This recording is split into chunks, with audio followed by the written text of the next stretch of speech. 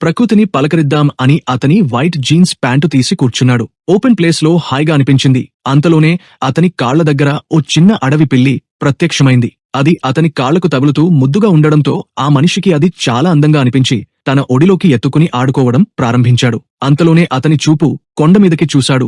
అక్కడ ఒక క్రూరమైన ఆడసింహం అతన్ని గట్టిగా గమనిస్తోంది. ఒక్కసారిగా అతనికి ఏం చేయాలో అర్థం కాలేదు. భయంతో ఒక్క క్షణంలోనే అతని ప్యాంట్ తడిసిపోయింది. అప్పుడే అతనికి అర్థమైంది, ఇది సాధారణమైన అడవి పిల్లి కాదు, తల్లి సింహం నుండి తప్పిపోయిన పిల్ల సింహం అని. సింహం దాడి చేయడానికి రెడీ అయింది. ఆ మనిషి గబగబా లేచి తనకు ఏం తెలీదు అని చూపించేందుకు చేతులు పైకెత్తాడు. కాని సింహం దాన్ని సవాల్గా భావించింది. బిత్తరపోయిన అతను వెంటనే ఆ పిల్లను కిందపడేసి ప్రాణం కోసం కొండ కిందకి పరిగెత్తాడు. సింహం కూడా మెరుపు వేగంతో వెంబడించింది. వారి మధ్య దూరం తగ్గుతూ వస్తుంది. మనిషి ప్రాణం కోసం ఎప్పుడు లేని విధంగా పరుగులు పెట్టాడు. అతని కేకలు విని అతని ఫ్రెండ్స్ కూడా అప్రమత్తమయ్యారు. ఏది